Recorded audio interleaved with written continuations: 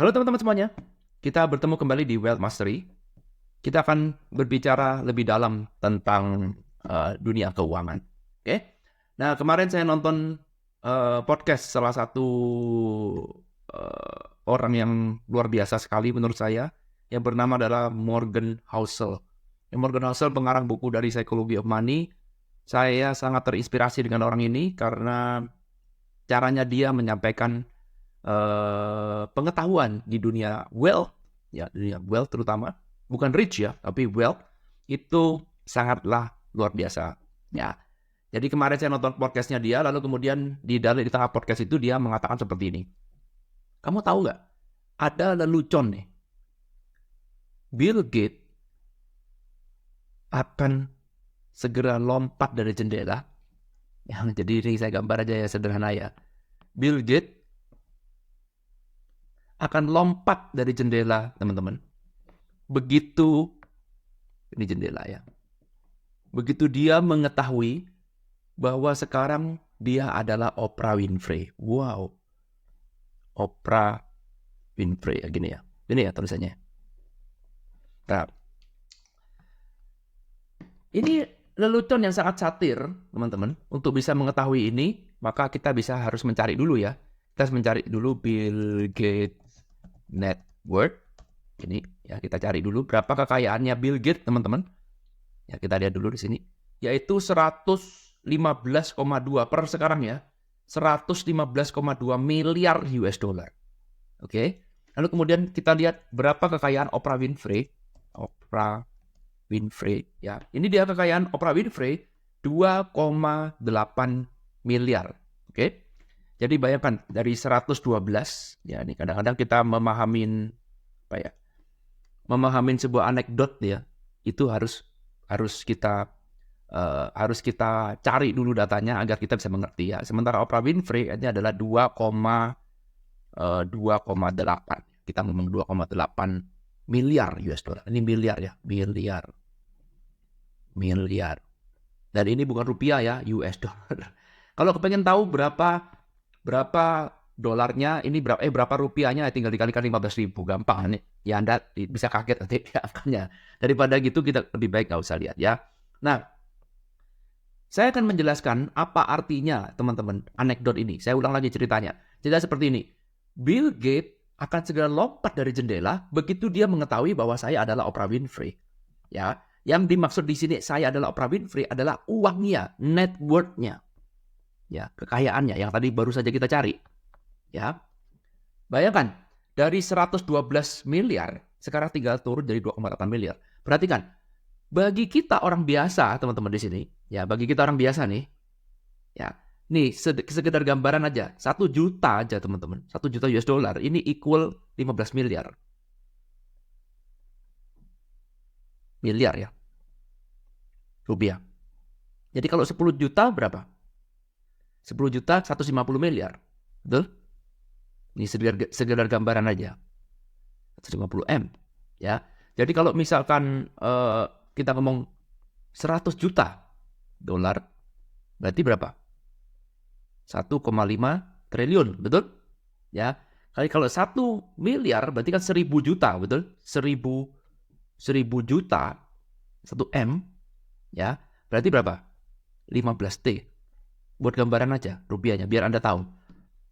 Ya. Jadi kalau 1 M 15 T berarti Oprah Winfrey dikalikan dengan 2,8. Wah. Berarti kurang lebih bisa 40 50 T ya. Sekarang saya tanya, 40 50 T itu banyak enggak sedikit? Bayangkan ya. Banyak banget ya. Kalau saya orang biasa, saya orang miskin, apalagi saya orang miskin ya, bukan siapa-siapa. Ya, lihat kekayaan Oprah Winfrey 2,8 miliar. Waduh, ini enggak semua orang lo bisa mencapai 2,8 miliar. Jadi kalau misalkan saya nih ya di sini, siapalah sih saya ya. Misalkan saya nih tiba-tiba menjadi Oprah Winfrey, Irwan di sini lalu kemudian tiba-tiba jadi Oprah Winfrey, maka saya akan joget-joget, betul? Saya langsung, wah yes, langsung saya akan bergembira karena uang saya langsung segini banyak.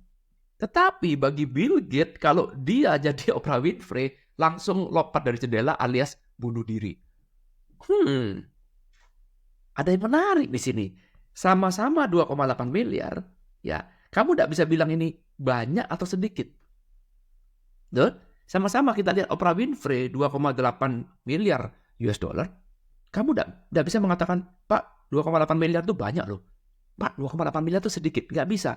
Yang kamu sebut sebagai angka 2,8 miliar ini adalah relatif. Relatif. Jadi artinya tidak absolut. Ini ya tergantung, begitu kata kalimat dasarnya adalah tergantung, relatif itu tergantung. Ya, jadi kalau saya melihatnya kamu dari sisi pandangnya Irwan, yang tidak pernah punya uang sampai segitu besar ya, mungkin uang saya cuma start dari 100.000 US dollar kan, ya cuma 100.000 US dollar, lalu kemudian tiba-tiba dinaikkan jadi 2,8 miliar. Wah, bagi saya ini wow banget ya. Bagi saya ini sudah super duper wow. Ya mungkin saya seumur hidup kerja, ya mungkin anak saya sama plus cucu saya digabung mungkin nggak bisa sampai 2,8 miliar. Mungkin, we don't know ya, secara gambaran nyatanya. Tetapi bagi Bill Gates, ya ini tuh enggak banget. Ya, ini tuh enggak banget ya, bahasanya anak muda, enggak banget gitu ya. Karena apa? Karena dia pernah mencapai 112 miliar. Artinya, kalau sekarang tiba-tiba Bill Gates kehilangan uang, ya melorot, sehingga cuma tinggal berapa ini? 10%-nya aja 11 miliar. Berarti kan ini kurang lebih cuma tinggal 2%-nya ya, kurang lebih ya. Jadi dia kehilangan uang 98% dari total kekayaannya dia. Sehingga yang tersisa cuma tinggal 2%. 98% sisanya loss. Ya, Bill Gates lompat dari jendela. Pertanyaan sederhana. Kenapa kok Bill Gates lompat dari jendela? Kenapa? Kan masih banyak. Uang 2,8 miliar kan masih banyak jumlahnya. Bukan hilang sama sekali kan, enggak. Kenapa? Ya, karena setiap kenaikan uang yang ada di sini, ini akan memberikan sebuah state of ego, teman-teman. Ya, kita sebut ini akan membuat state of ego. Jadi, menurut ilmu psikologi keuangan, kenapa kok kita pengen banget kaya raya? Karena kita itu melihat bahwa setiap kali state itu akan ada kenaikan ego. Ada satu paket ego di sini namanya. Yang sangat-sangat nikmat, sangat-sangat menjanjikan. Oke, kalau kita hitung persentasenya ya, kita lihat paket egonya ini. Yang mau kita kejar, bukan jumlah uangnya, bukan, tapi paket egonya. Perhatikan di sini. Misalkan sekarang, ya, di sini 5.000 dolar.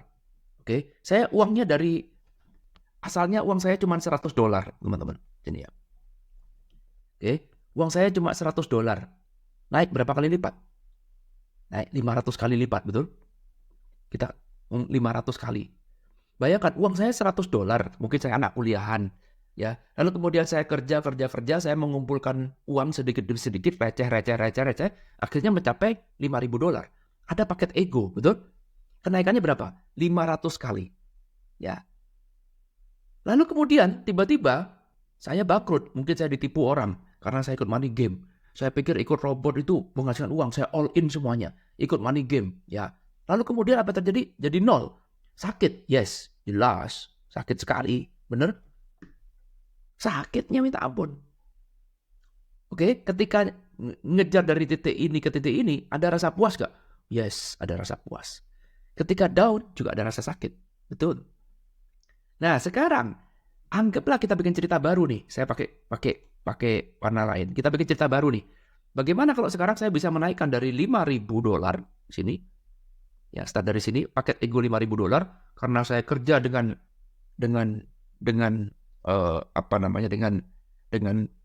faktor keluarga saya, KKN. Ya, keluarga saya itu pejabat.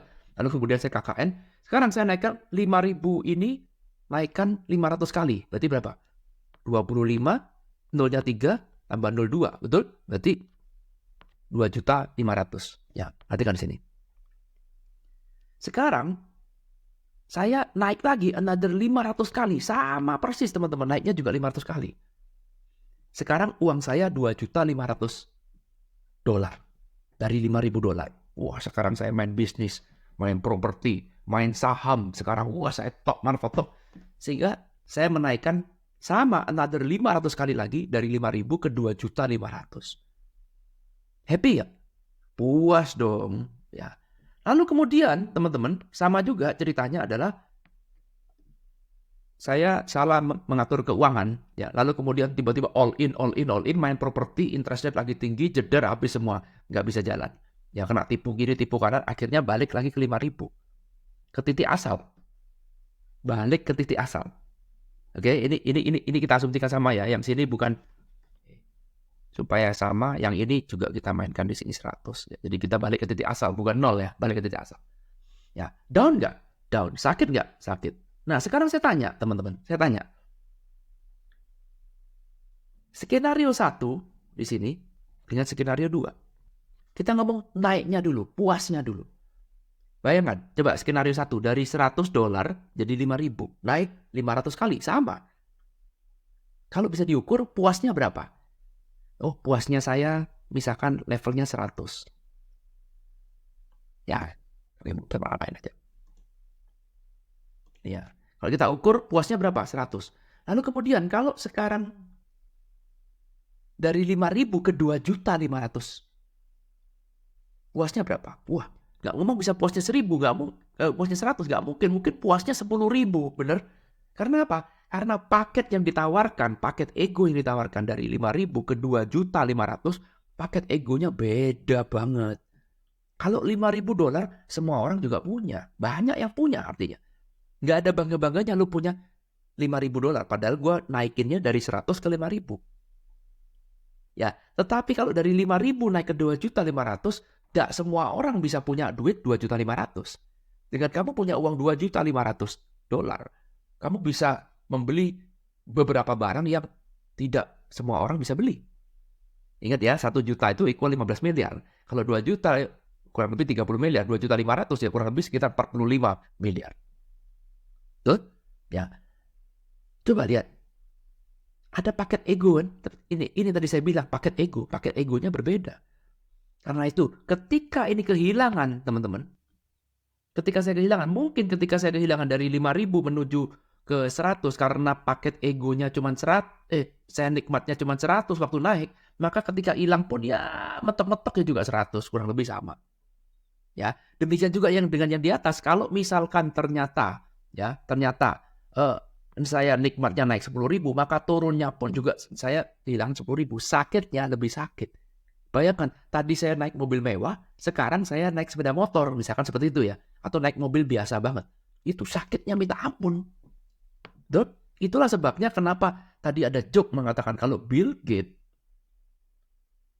mengetahui bahwa dirinya adalah Oprah Winfrey, langsung saat itu juga dia lompat dari jendela. Ini loh yang dimaksud tuh ini. Bukan dari uang, loh kan uangnya masih ada, bukan rasa psikologinya. Uangnya ada, tetap ada, sama juga di sini. Ini ke sini, uangnya masih ada, bukan habis, enggak. Lu start dari 100, naik ke 5.000, sekarang back to 100. Sakit, uangnya masih ada. Tapi lu pernah 5.000. Ya, sama juga dengan orang yang sampai 5.000, pernah ke 2,5 juta, balik ke 5.000, uangnya masih ada 5.000. Tetapi apa?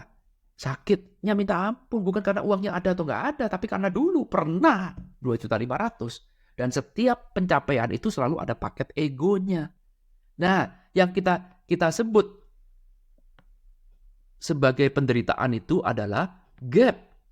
Jarak antara apa yang dulu pernah kamu punya, ini sekarang, apa yang dulu pernah kamu punya, dibandingkan dengan apa yang sekarang lu punya. Ini adalah gap psikologi. Ya, dan orang selalu melihat ini. Ini adalah penderitaan sebenarnya, teman-teman. Semakin besar gap, ini ya, teman-teman. Ya, ini rumusnya penting banget.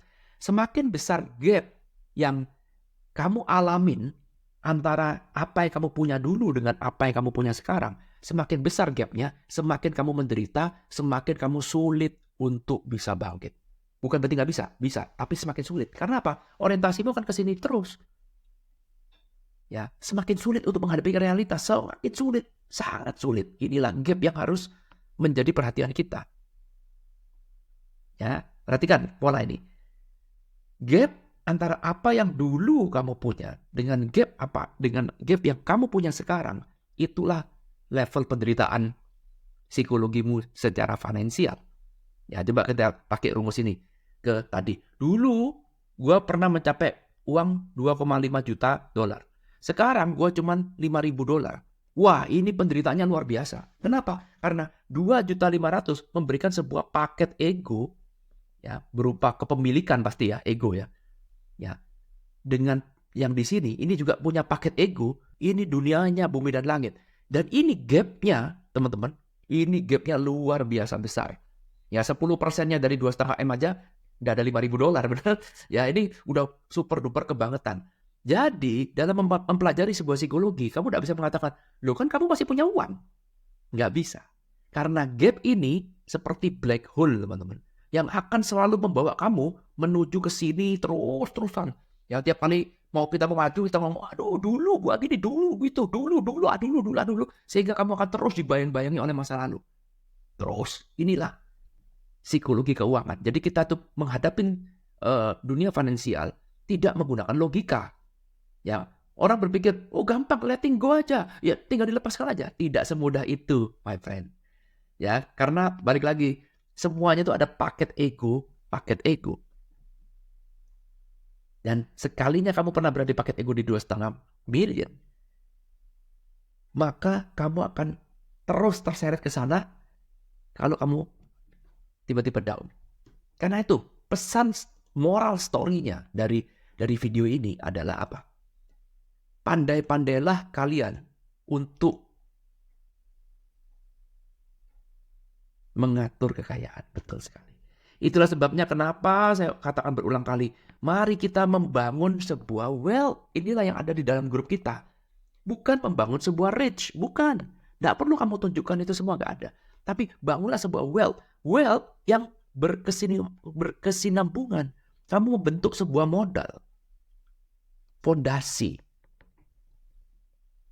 Proses. Cara naiknya tuh pelan, tapi turunnya pun juga dengan pelan. Ya. Jadi kalau kamu mainnya rich di sini, kamu nggak mikir resiko. Kalau wealth di sini, kita punya manajemen resiko. Kita nggak mau kaya dalam waktu 1 malam, nggak mau. Tapi kalau rich, yes, saya mau kaya semalam. Saya mau all in, dikit-dikit, all in, dikit-dikit, all in ya. Ya, gasak semuanya. Kaya, besok pagi kaya, besok lusa bangkrut. Itu nggak ada fondasi. Itulah sebabnya kenapa orang yang pernah kaya 1 malam, 2 malam, 1 bulan, 2 bulan, lalu kemudian tiba-tiba drop habis, mau bangkit lagi, itu sulitnya minta ampun. Bukan nggak bisa, bisa. Sulitnya minta ampun. Kenapa? Karena ada faktor psikologis ini. Ada gap, dulu gue pernah begini, sekarang kok begini. Berat ini teman-teman. Ini perlu waktu yang sangat lama. Mungkin nggak cukup 10 tahun, mungkin nggak cukup 20 tahun ya, untuk bisa kembali bangkit. Ayo kita bangkit. Sulitnya minta ampun. Karena itu, berbahagialah kalian semua ya yang sekarang melihat atau mendengar video ini ketika kita lagi belum kaya. Karena semakin tinggi tingkat kekayaannya di sini, saya balik lagi ke sini ya, ada tingkat egonya, ada paket egonya. Ya, betul. Setiap tingkat kekayaannya ada paket egonya. Karena itu, mumpung kita masih di sini nih, susunlah kekayaan kamu dengan benar. Ya, take responsible for your own financial. Jangan dikit-dikit salahkan orang, Ikut kelas, bayar mahal, berharap gurunya hebat, ternyata gak bisa jalan, salahkan gurunya. Ikut kelas lagi, yang lain gurunya gak jalan lagi, salahkan gurunya. Take responsible. Apapun yang kamu alamin, terimalah, hadapi, tanggung jawab. Karena itu jangan pernah berpikir untuk kaya dalam waktu 1 malam. Belajar ilmu apapun boleh. Ikut investasi apapun boleh. Kerja apapun boleh. Berbisnis apapun juga boleh. Tetapi pastikan di dalam pikiran kamu, jangan pernah mencari jalan pintas untuk menjadi kaya. Itu poinnya. Ya, jadi ketika kamu melihat, kok kayaknya gue kekayaan ini kenceng banget naiknya ya. Direm, teman-teman. Kamu yang mengetahui, ini kayaknya kalau ada something bad happen gimana. Kamu yang mengetahui, karena kita tahu nih, sadarin betul, karena kalau sampai kamu turun kelas, turunnya terlalu dalam seperti ini, maka ini akan menjadi beban mental psikologimu yang sangat berat. Lebih baik kamu kaya dengan pelan, tapi tersusun fondasimu dengan benar, daripada kamu sekarang kaya dengan cepat, tapi ugal-ugalan, fondasimu gak karu-karuan, begitu tiba-tiba ada something bad happen to you, boom, habis semua. Ini akan menjadi penyakit yang sangat besar. Ini adalah pelajaran mahal teman-teman. Silakan teman-teman catat, silakan teman-teman renungkan. Mau percaya boleh, nggak percaya boleh. Tapi inilah yang dialami oleh banyak orang pada umumnya. Kalau Anda belum mengalami ini, bersyukurlah, belajar dari orang yang sudah pernah mengalami, susun ini. Tapi kalau Anda nggak percaya, ya sudah, tunggu aja sampai kamu mengalami ini. Ya, ingat rumusnya adalah gap antara apa yang kamu pernah punya dulu dengan apa yang kamu punya sekarang. Itu adalah penderitaan finansialmu secara psikologi. Thank you udah nonton video ini, teman-teman. Kita belajar sama-sama dalam membangun sebuah wealth. Thank you. Bye.